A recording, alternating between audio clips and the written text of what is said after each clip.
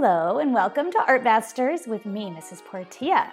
Today we are going to be learning about one artist for Art Masters.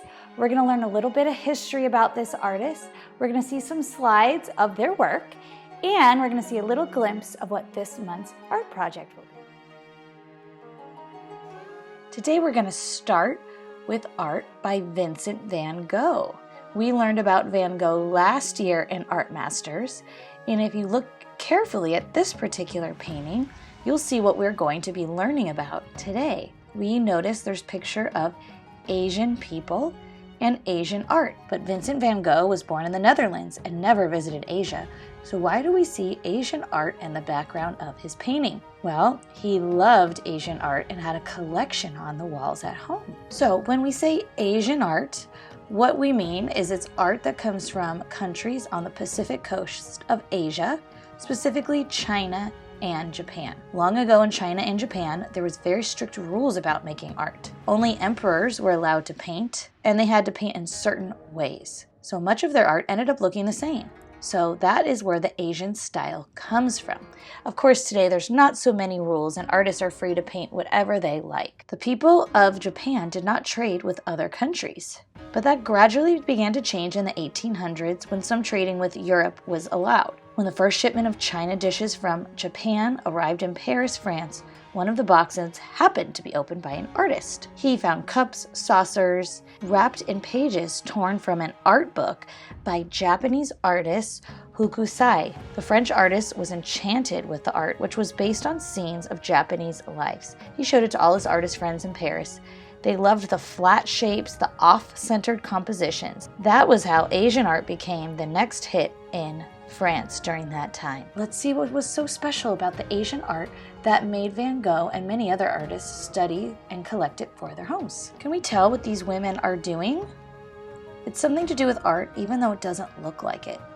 These women are beating silk in a tub. What does silk have to do with Asian art? Well, before there was paper, ancient Chinese artists painted on silk, like this painting here. Later, when paper was available, they often chose silk because they liked it better. Do we see any shadows in this picture? No, the Asian artists did not paint shadows. They did not show people in the way they would look in a photograph. They left out many details and painted in their own special way. Remember how Frederick Remington painted the cowboys and the Native Americans? He wanted everything to look as real as possible, so he put in all the little details. So let's look carefully at this Asian art. Let's see the faces. Do all the faces seem to look alike, almost the same? They do, and the background is all one color, and the women look more flat than rounded. Those are some of the things that make Asian art so special. In order to really see this more closely, let's go in for a close-up. So we can't see her face, and the details are left out. She could be anyone. In Asian style, there's few details, the colors are simple, the lines are simple, even the shapes are simple. Is this realistic? No, it's not realistic, it's very different. Now, let's look at a painting by an artist you have learned about, and we'll see how much the painting is like Asian art. So we recently learned about Mary Cassatt. She was American, she painted women and children, and she created this print. She learned about prints from a master Japanese printer. So we'll notice we don't see any shadows. Everything looks a little bit more flat, not as rounded or realistic. And the faces look pretty similar, and the composition is a little off-center. Mary Cassatt's print looks very much like a Japanese print. Even though the artists are from different lands, their art is very much the same. Does anyone remember how Mary Cassatt's prints were made? It was very difficult because she had to scratch lines into metal plates and then ink and print them. Before metal plates were used, artists would use wooden plates. It was much easier to carve lines into the wood. The next print you will see was made with a wooden plate. A print made from pressing carved wood onto paper is called a wood block print, almost like a stamp. The artist who created this print lived long ago in Japan. His name was Hokusai. He painted many views of Mount Fuji and made them into a book of prints. He called this book albums, which became very popular, and he was able to make a good living by selling them. Some were reproduced on inexpensive paper and sold like magazines. When the magazine-like books became old and used, the pages were used to wrap china and goods for export. Artists of France were busy reproducing nature as they saw it, with many details. The artists in China and Japan were filling their pictures with simple shapes and few details. This painting has two large shapes, the mountain and the background. In France, they were busy creating compositions that were balanced, dividing up space. The artists in China and Japan were creating compositions that were balanced by very large shapes placed off center against smaller shapes. So asymmetrical, not centered. One of the prints is very famous. It is the most famous of all pictures in the Asian style. No other Japanese print is as widely celebrated as the Great Wave. It has been used in all kinds of advertisement posters and comics. It has become a symbol or a sign for Asian art. So far, we have seen only one kind of Asian art, prints. There is another very important kind of Asian art called ink painting. Hokusai loved. He made one of himself. When he was a young student, his teacher threw him out of painting class because he was too good, and there was nothing he could teach him. Soon he was on his own, making comic books, banners, greeting cards. He loved to put on shows for people. Large crowds would often gather around him to watch him paint. Sometimes he would paint a very tiny picture on a grain of rice. Other times, he would use a brush the size of a mop and paint a huge painting on a huge sheet of paper.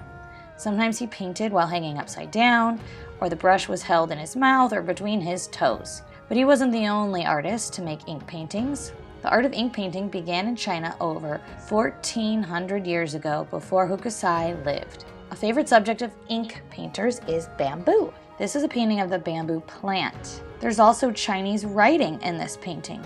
It looks very different from ours, and it looks harder than our alphabet. Chinese words are written with special signs like you see here.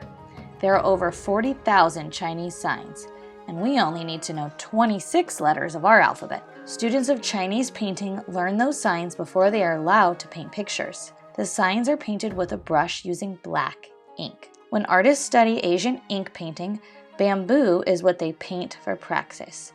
They are taught special brushstrokes for each part of the plant. Let's take a closer look at these special brushstrokes. There is a special brushstroke for the stem. Notice how the stem is a long line. It's in parts or sections. The artist has to stop his brush to show each section. Now we have the pointed leaves. Some are darker than the others. They use black ink. To get the leaves pointed and graceful looking, a special stroke is learned. This painting is part of a scroll that is a very long piece of paper. If you look closely at the Chinese letters, you can see the same strokes you see in the bamboo. Do we see similar strokes that could have been used for the bamboo stem? Maybe for the bamboo leaf? When students in China learn to write, they are also learning to paint. These Chinese letters are called characters. They're not letters, and when they are painted very carefully, they're beautiful to see. The word for beautiful writing is called calligraphy. Calligraphy is a part of Asian art. There are some special tools needed to paint in the Asian style. To paint in the Asian style using special brushstrokes and calligraphy, it is important to have a brush that is made a special way so that it can make the correct strokes. The soft bristles are made of sheep or goat hair. There is a string in the end for it to hang to dry. Everything about Chinese brush painting is special. There's a special brush, a special kind of ink. It's made by burning oil to get a black soot. The soot is made with glue and hardened into sticks. The sticks are sold to the painters who have to grind them with water to make the ink. There are special tools for that too. There's even a special way to sign the painting. Let's look at a finished ink painting and see how the artist signed it. Can you find the artist's signature? Let me give you a clue. It looks like a red stamp. It is a special stamp called a seal that is made just for the artist. Instead of writing their name, the artist stamps their seal onto the painting as a signature. When we look at the whole picture, we'll notice the bamboo plant looks like it might bend in the wind, so it's light and graceful. Bamboo bends over in a storm, but then it pops back up again when the wind dies down. This is a quality that makes bamboo a symbol of strength and beauty in Asia. The bamboo branches grow from each section. The young branches at the top will not grow at the same angle as the older branches below. This has become a symbol for the young respecting the old by reserving space to allow sunlight for its elders. When the young shoots emerge from the roots, they are protected under the shade of older bamboo. These qualities make bamboo a favorite subject for artists to paint. However, in Asia, the bamboo plant is more than just a pretty thing to paint. It's an important part of life. Remember when the women were using it to beat the silk? It's also used to build houses and furniture. In China, there is a young artist who began painting at the age of 2. But she did not start by painting bamboo, she preferred monkeys. Yanni's father was a painter who used to let young Yanni come into his studio to paint. She preferred painting to talking. There are 3 things that Yanni has included that are usually found in traditional Asian ink painting. There's the picture itself, the seal, and the writing. Sometimes the artist puts his or her name followed by 1 or more seals. Yanni usually added the writing herself. Look at how large the paper she's using. Asian brushwork is done with the whole arm, not just the hand and fingers.